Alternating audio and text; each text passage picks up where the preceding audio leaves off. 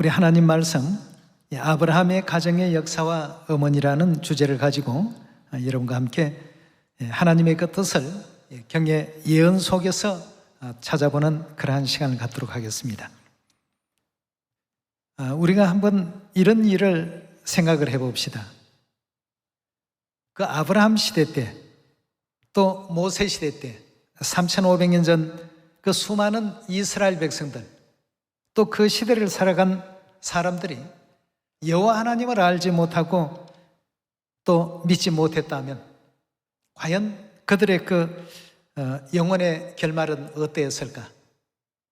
또 2000년 전 이 땅에 오신 예수 그리스도를 제대로 알아보지 못하고 또 하나님으로 영접지 못한 사람들, 이 사람들의 결말은 또 어떠했을까? 오늘날 성령 시대, 성령과 신부를 알지 못하고 믿지 못한다면, 그러하다면 그 사람들의 결말은 과연 또 어떠할까? 이런 것을 우리가 생각해 보게 된다면 우리에게 보게 하시고 듣게 하시고 또 깨닫게 하신 이 모든 진리가 참으로 하나님께 우리가 날마다 또 감사와 영광을 돌려야 할 부분이 아닐까 하는 생각이 듭니다. 오늘의 이 주제를 가지고 우리는 누가 과연 천국에 들어갈 수 있는 사람이 될까? 천국 유업을 어떤 사람이 받을 수 있을까?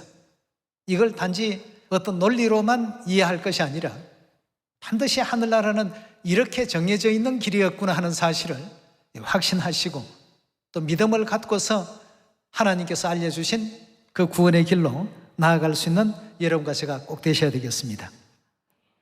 아브라함의 가정의 역사, 구원 문제에 있어서 굉장히 중요한 역사를 우리에게 또 알려주는 그러한 대목이라고 볼 수 있겠습니다. 아브라함의 그 가정에는 아브라함이 있었고 그 안에 사라가 있었죠. 사라에게서 이삭이 탄생합니다. 하나님께서 아브라함에게 말씀을 주실 때 내 자손이 반드시 내 모든 가정의 유업을 물려받을 후사가 될 것이다. 아브라함은 후손이 없었던 그러한 입장이었습니다. 그래서 사라의 종으로 있던 하갈을 통해서 이스마엘이라는 자녀를 낳게 되죠. 이것이 오늘날 새언약과 옛언약의 관계, 또 새언약의 실체가 누구신가를 우리에게 분명하게 알려주시는 아주 중요한 아브라함의 가정의 역사라고 볼 수 있겠습니다.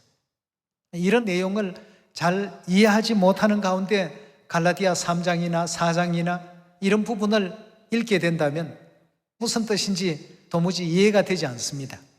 그래서 오늘 여러분과 더불어서 아브라함의 가정의 역사를 잘 들여다보면서 하늘 어머니의 역할은 아브라함의 가정에서 어떤 역할을 하시는지, 또 그 역할을 통하지 아니한 사람들은 영원한 천국 유업을 받을 수 없다라는 이 사실을 확인을 한번 해보도록 하겠습니다. 누가복음 16장 19절에 예수님께서는 아주 중요한 비유를 한 가지 해주셨죠. 16장 19절입니다. 한 부자가 있어 자색 옷과 고운 베옷을 입고 날마다 호화로이 연락하는데 나사로라 이름한 한 거지가 헌대를 앓으며 그 부자의 대문에 누워 부자의 상에서 떨어지는 것으로 배불리려 하며 심지어 개들이 와서 그 헌대를 핥더라.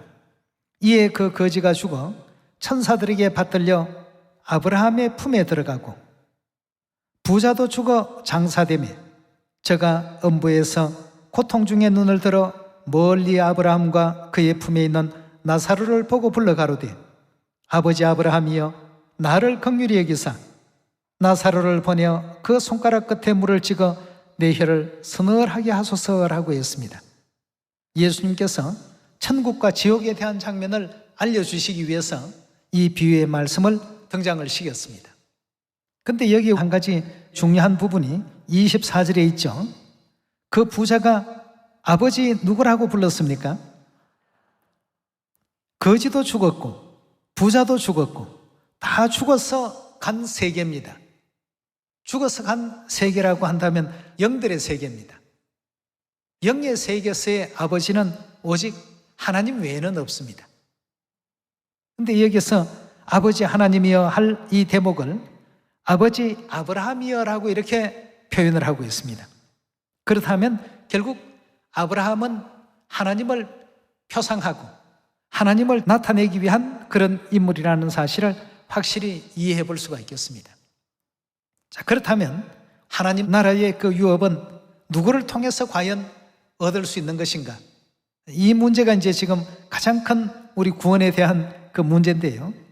천국에 갈 수 있는 절대적인 조건, 여러분 무엇이라고 생각합니까?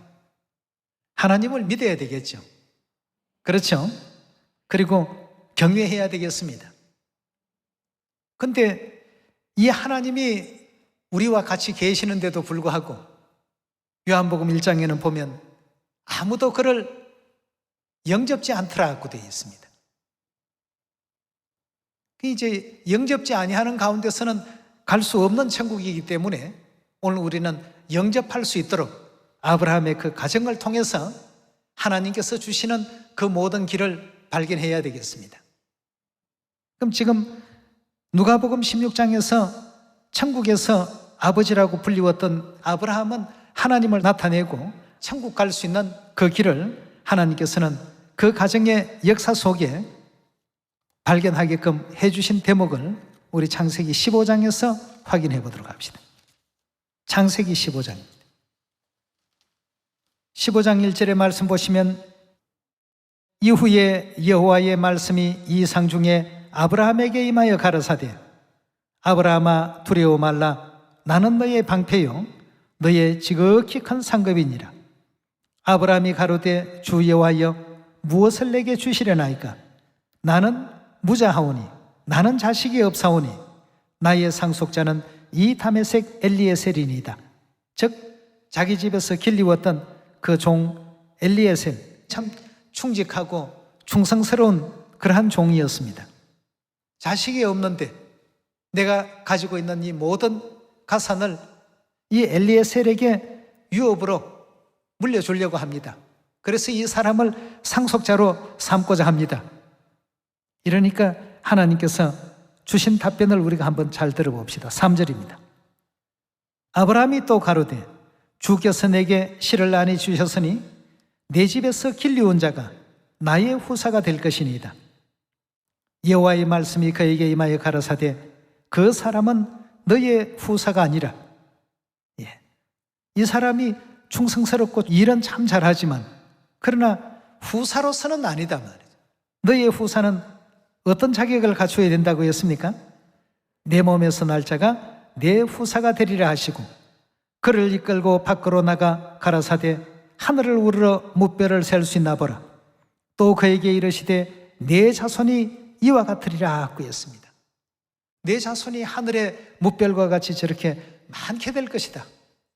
나이는 아브라함이 이제 참 많아졌고 자녀를 이제 가질 수 있는 입장은 못 되고, 근데 하나님께서 내 자손이 저렇게 많게 될 것이다. 그러니 내 집에서 길리온 그 엘리에셀이라는 그 종을 내 유업자로는 정해서는 안 된다. 이렇게 이제 말씀을 주셨습니다. 반드시 내 몸에서 날짜가 내 후사가 될 것이다 하고 하나님께서 말씀을 주셨습니다. 자, 그렇게 해서 결국 아브라함의 몸에서 자녀가 이제 탄생하게 됩니다.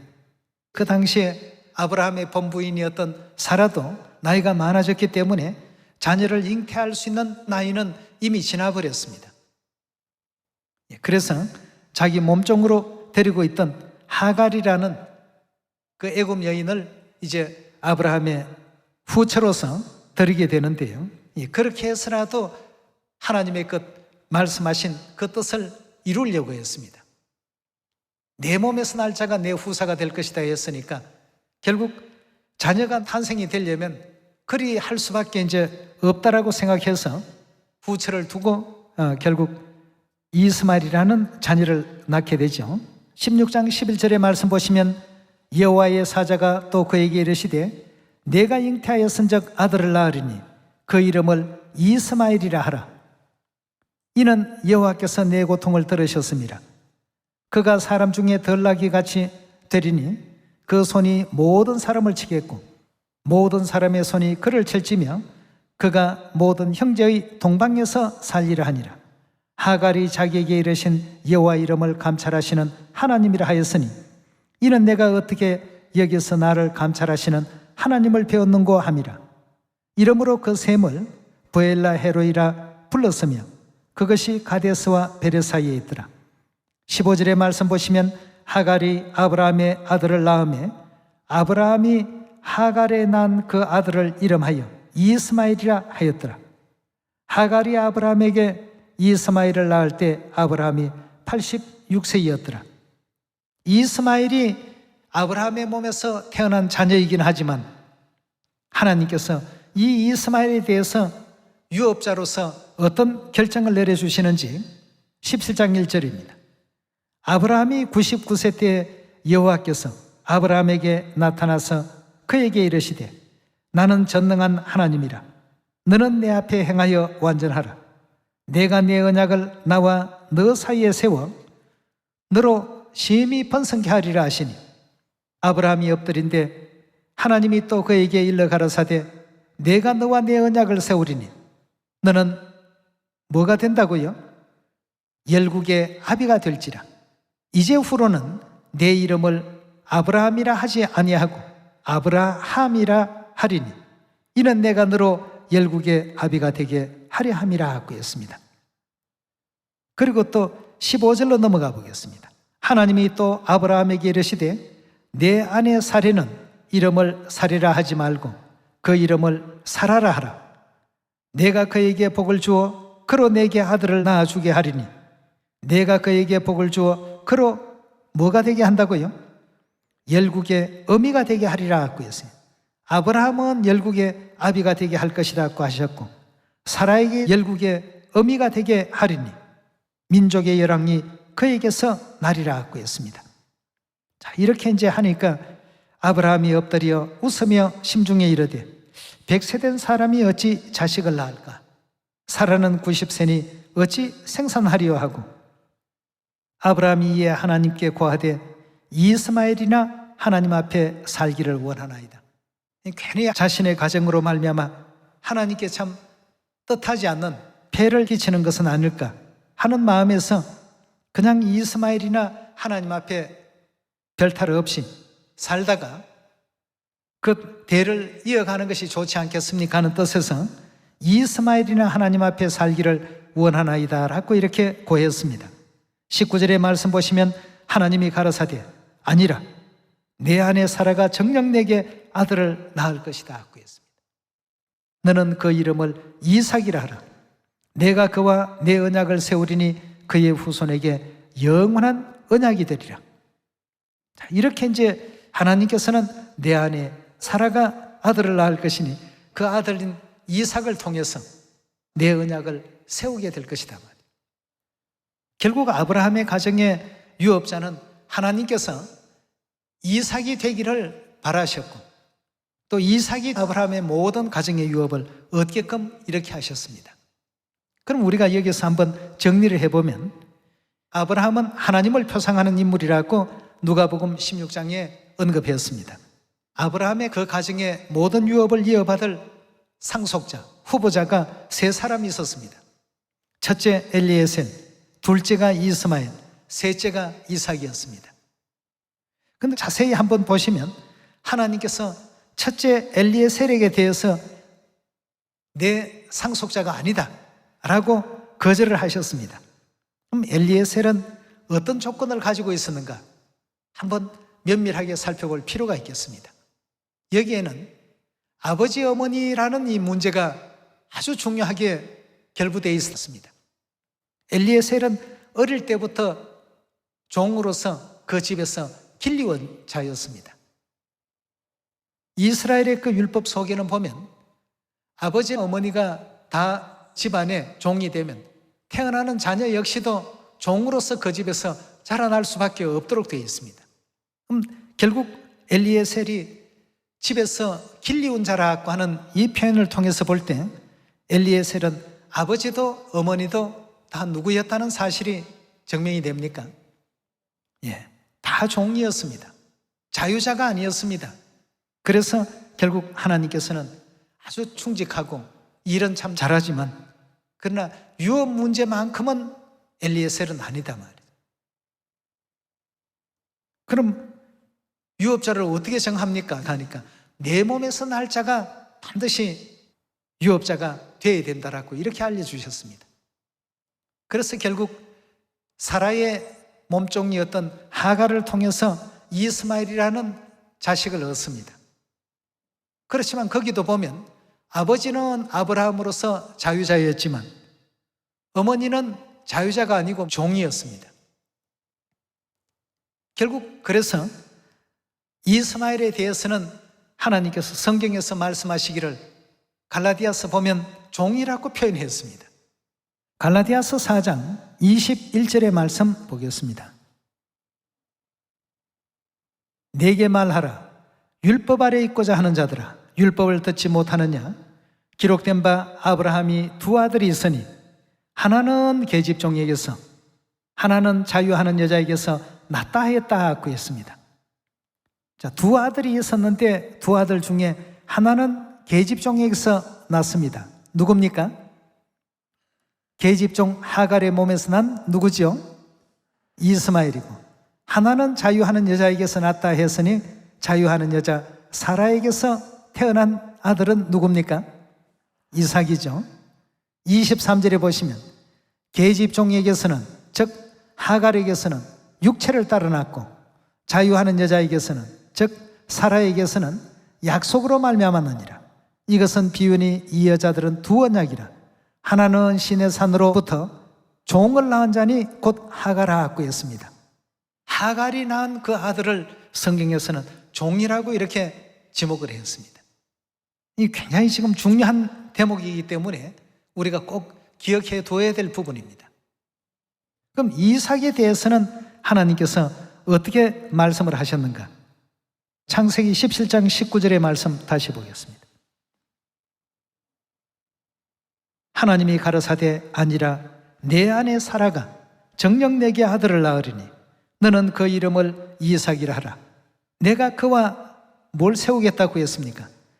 내 언약을 세우는데 그의 후손에게 영원한 언약이 될 것이다 하고 했습니다.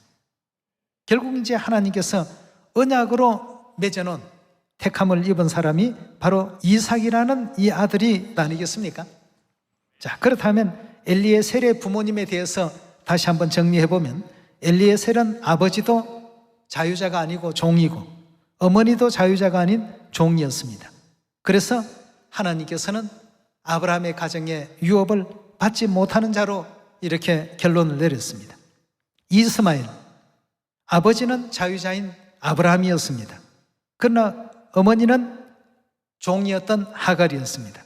하갈이 낳은 그 아들은 신분이 아브라함의 아들이긴 하지만 결과적으로는 종이라고 이렇게 표현했습니다. 그래서 결국 유업을 어떻게 한다고요? 엘리에셀이나 이스마엘에게는 아브라함의 가정의 유업이 허락되지가 않았습니다. 그럼 결국 이삭에게 그 모든 유업이 넘어가게 되는데요. 이삭을 한번 자세히 보시면 이삭은 아버지가 아브라함으로서 자유자입니다.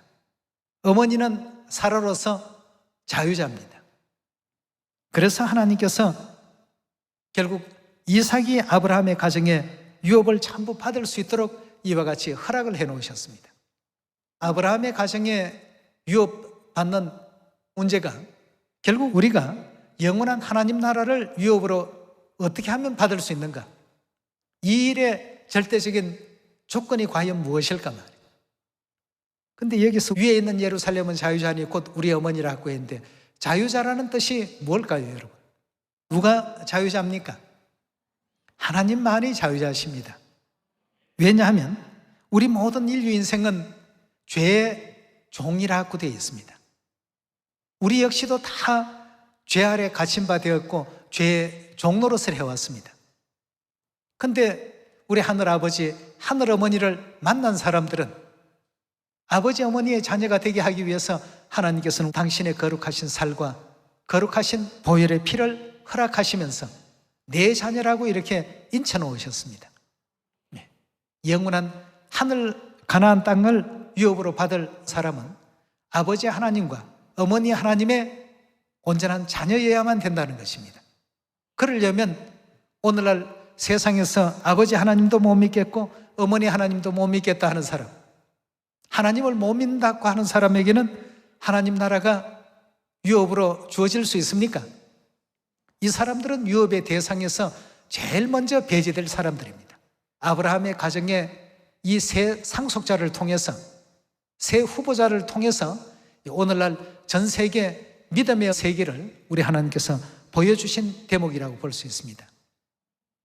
아버지 하나님, 어머니 하나님 다 관계가 없다, 상관이 없는 사람들, 하나님 나라를 유업으로 받을 수 없고 천국에도 갈 수 없는 사람입니다. 그러나 반면 이스마엘과 같이 아버지 하나님의 존재는 인정을 하지만 어머니 하나님은 절대적으로 못 믿겠다, 이렇게 얘기하는 사람도 하나님께서는 종의 부리에 놓았습니다. 이삭은 어떻습니까? 이삭은 아버지도 아브라함으로서 자유자요, 어머니도 사라로서 자유자입니다.